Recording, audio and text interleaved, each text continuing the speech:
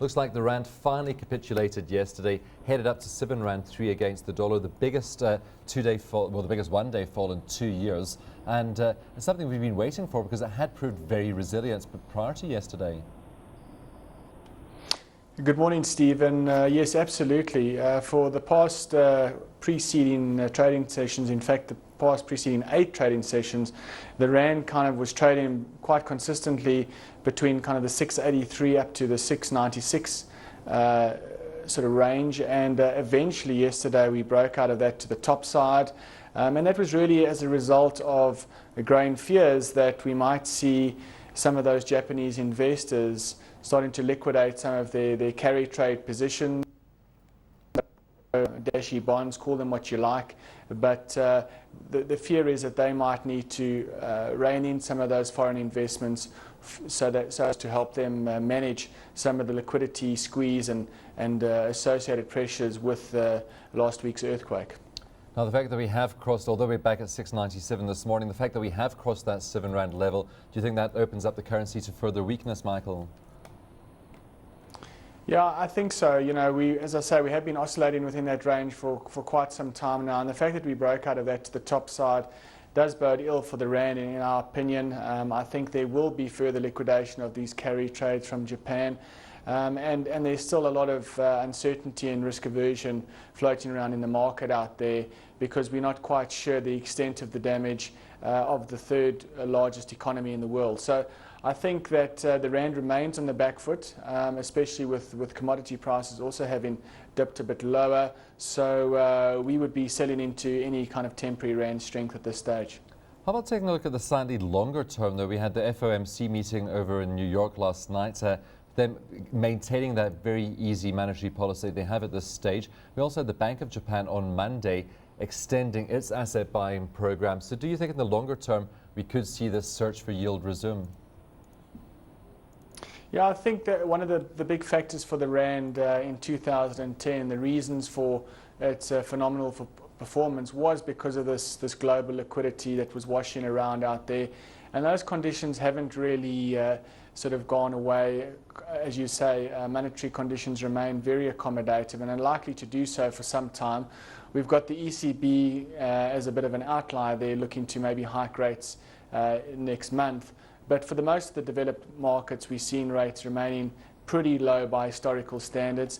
And as a result, yes, there could be a renewed appeal for yield or growth potential. Now, in the yield department, I think that the rand still offers a fairly decent value, but one's got to be mindful that during bouts of risk aversion like we're seeing now, the rand tends to be quite volatile, and those volatile spurts can actually knock those carry trades quite substantially.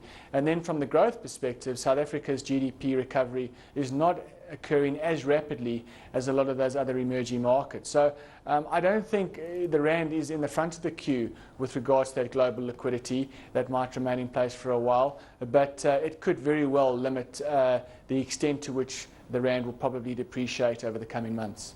Michael, if we go back to January when we saw rand weakness coming into the markets, the SARB was quite aggressive in buying dollars, so really selling rands into that weakness. Do you think we could see the SARB coming back into the markets and selling into the weakness again as we see it coming through now? Yes, they have been stepping up their reserve accumulation for quite a number of months now, and you know, even last month we saw them buying a chunky amount of dollars on behalf of the National Treasury. We saw those foreign currency deposits increasing. So the Reserve Bank hasn't actually gone away. He continues to accumulate reserves, and I think that given that the rand is now weakening, he might very well push the rand a little bit further, because obviously he's got to try and time the market as best as possible, because reserve accumulation comes with an opportunity cost, and you don't want to move against the tide. You want to kind of move with it. And if the rand is weakening for these, due to this risk aversion, then it makes sense for the Reserve Bank to maybe increase its reserve accumulation that much more. But I think that the fact that the Reserve Bank remains in the market with the help of the National Treasury is a theme that's going to remain with us for the rest of this year. and as a result, it feeds into our bearish rand outlook going forward. Michael, just quickly, retail sales coming out this afternoon. Your prediction for those numbers, or what are we looking for here? A continuation of what we saw towards the end of last year? Well, December was quite a strong number, but we're expecting a bit of a moderation, a bit of a pullback. Growth still likely to remain positive, around 7% year on year, but there are some base effects. And we have seen a drop-off in consumer confidence in January. January always is traditionally a quiet month for consumers after the binges in December. But nonetheless, we are expecting retail sales to moderate slightly, but remain the underlying theme. The consumer is coming back to the party in South Africa slowly but surely, and that will help our overall GDP recovery over the coming quarters.